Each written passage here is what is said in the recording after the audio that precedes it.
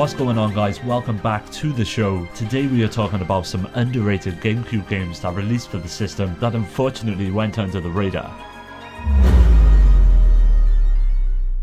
Piano 3 is a game that's all about moving. If you stay in one spot, you're gonna get fucked. Released in 2003 as part of a deal that saw Capcom bring over many new titles to the GameCube, Piano 3 was met with mediocre reviews and not a lot of enthusiasm amongst gamers at the time. But that's the best thing about being able to go back and play these classics today. I've learned to respect Piano 3's obscure design choices, and buried underneath the flashy visuals and style is an incredibly addictive shooter fighting to get out. You play as Vanessa, who is on a mission to destroy some pretty bad robots who are responsible for her parents' death. You're not going to find any Oscar-winning performances here, but that's not what this game is about. It's about pursuing that high score, mastering the game's mechanics, and hitting the perfect dance moves. If that doesn't get you tingling, then you can just stare at Vanessa's ass for the entire game, and trust me, it's a pretty nice ass. Billy Hatcher and the Giant Egg is an insanely cute, vibrant, and sometimes weird 3D platformer that was designed exclusively for the Nintendo Gamecube. The game went by largely unnoticed due to most gamers at the time passing it off as too simple, too childish to even warrant a playthrough. And you can see where they're coming from. Billy Hatcher's light-hearted theme and easy-to-learn mechanics will appeal to a younger audience more than any other. But those who are willing to invest time into the game will discover that beneath its chicken suits and vibrant visuals, it has some tricky challenges and a surprisingly addictive multiplayer mode. What makes Billy Hatcher different from its contemporaries is its unique style of gameplay, which mainly revolves around rolling large eggs. On his own, Billy is about as useful as he looks. He can walk and jump, which is always helpful, but upon finding an egg, his abilities are heightened, such as being able to dash and throw the egg to use it as a projectile. As you dap and dive around the world, collecting fruit helps the egg grow and mature until it hatches and rewards you with power-ups, animal helpers, and extra lives. Developed by Skip and released in 2006, Chibi Robo is a colourful and light-hearted affair that sees you cleaning up stains and throwing away trash. Yeah, it's probably not the most inspiring premise, but it is one of those games that you really have to try before you judge it. The game was originally planned to be a point-and-click adventure, that is until our main man Miyamoto got his mitts on it and overhauled its production. You take control of Chibi Robo and are tasked with collecting happy points. These can range from completing housework or helping to solve problems of the other living toys that inhabit the house. With every step and action you take, Chibi loses battery power. If you fully run out, you are thrown back to the start. To counteract this, there are several power sockets placed throughout the house, which you can plug yourself into and recharge your battery, as well as serving as the game's save points. Chibi Robo presents a charming storyline, incredible sound design, and yet another reason to dust off that GameCube and boot it up.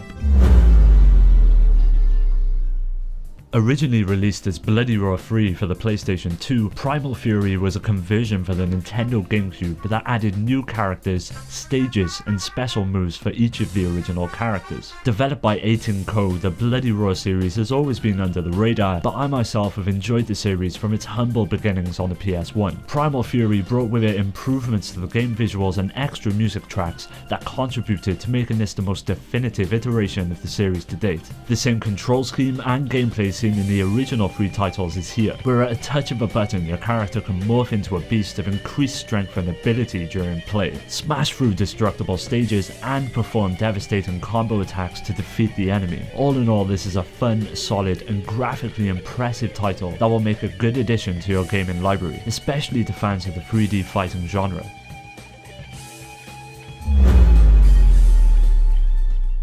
I've often pondered what's best to compare Killer 7 to, and the only thing I can come up with is playing this game is probably what it feels like to be on acid. Unpredictable, stylized, and sometimes downright psychotic, Killer 7 is a journey into the mind of the man himself, Suda51. Developed by Capcom and released in 2005, the game follows an elite group of assassins called the Killer 7, who are all physical manifestations of a man named Harmon Smith. Your job is to perform hits on behalf of the US government, and throughout the duration of Killer 7's campaign, a deep conspiracy is uncovered that will make you question everything as you progress. This game is essentially on rails as you are limited to walking down predetermined paths through the environments. You will find yourself switching between the various assassins that all have their own specific talents in order to conquer puzzles and enemies you encounter. One of the best aspects of Killer 7 is its combat that occurs when encountering enemies called Heaven Smiles. At first invisible to the player, you must scan the environment in order to find them. Upon defeating a smile, you receive a thick or thin blood, which can improve several aspects of your character's abilities as well as recovering stamina. The game was criticized for its restriction of movement and confusing plot, but do not let that deter you from one hell of an experience. Baten Kaitos is an exclusive RPG for the Nintendo Gamecube from the team behind Xenosaga. The game makes heavy use of cards for everything from fighting battles to purchasing items. Cards are actually a central part of the story as well, as they are holders for Magnus, which is short for Magna Essence. In the world of Baten Kaitos, Magnus is the true nature of all things, including swords, magic spells, and even apples that are gathered in the town in which your adventure starts. I won't spoil anything with the story, but once you get past the cliche setups, you're in for one of the most intriguing and interesting plot twists I've ever seen in a game. Set over various flying islands in the sky, Baten Kaitos is a beautiful adventure that largely went unnoticed, but now is the perfect time for you to try it out.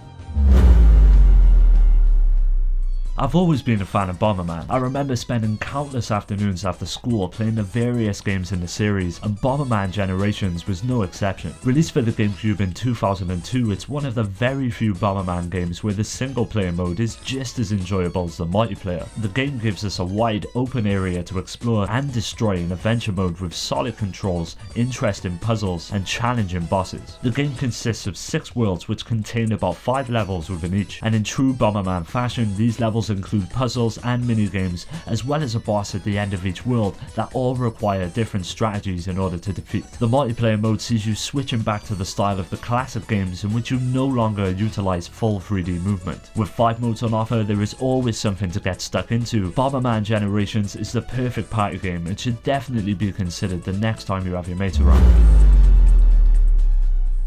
When I first heard about this game, I wondered what the hell Nintendo had been smoking, and where it was possible to acquire this substance in order to try it for myself. Alas, after many emails and calls to Nintendo's customer relations department, I was no closer to acquiring this elusive drug. So instead I decided to give the game a go and see what all the fuss was about. Donkey Kong Jungle Beat is a platforming game with a unique twist. Instead of utilizing the GameCube's standard controller, a pair of bongos come with the game which you use as the input. The left drum causes DK to move left, as the right drum causes him to move right, but hitting both together allows him to jump, as well as the built-in microphone listening for clapping that serves different uses depending on the situation. Whereas most platformers see you advancing to the end of a stage, the goal in Donkey Kong Jungle Beat is to get as many beats as possible. They are obtained by grabbing the various bananas placed throughout each level. What really sets this game on fire is its combo system, which is vital to obtaining huge amounts of beats, and will make you feel like a badass with a score to match.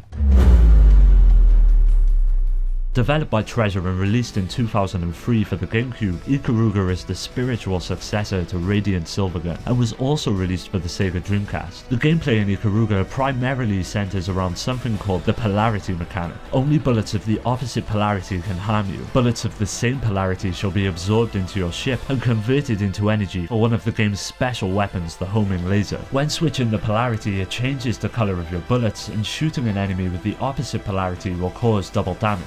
It is pretty evident that much of the game's challenge centers around mastering this mechanic, and with some of the bosses in the game it's a good idea to do so, as it can get increasingly difficult with the amount of action happening on screen. What makes this game even greater is the inclusion of a 2-player mode that will see you taking on the campaign with a buddy at your side. If you love your shoot 'em ups, this is the one to get. With the overwhelming amount of sports titles released in the GameCube era, it's no surprise that Beach Spikers passed us by. Developed by the gods themselves over at AM2, the game is essentially Virtua Tennis but with volleyball and bikinis. The gameplay is largely based around the concept of charging up the strength of your moves as you knock the ball back and forth between 2 or 4 players. For a game based on volleyball, it manages to possess a very well thought out World Tour mode that takes a user created team through a tournament in order to earn points and improve the ability of each player. The World Tour mode also serves as the mode in which to unlock some of the game's special teams and players, including one based on the character from Space Channel 5. Tits, ass and bikinis. What more could you want? Anyone who has been following the channel for some time will undoubtedly be aware of my unhealthy obsession for everything Kirby. I fucking love that little guy in his cute red shoes. Just look at him.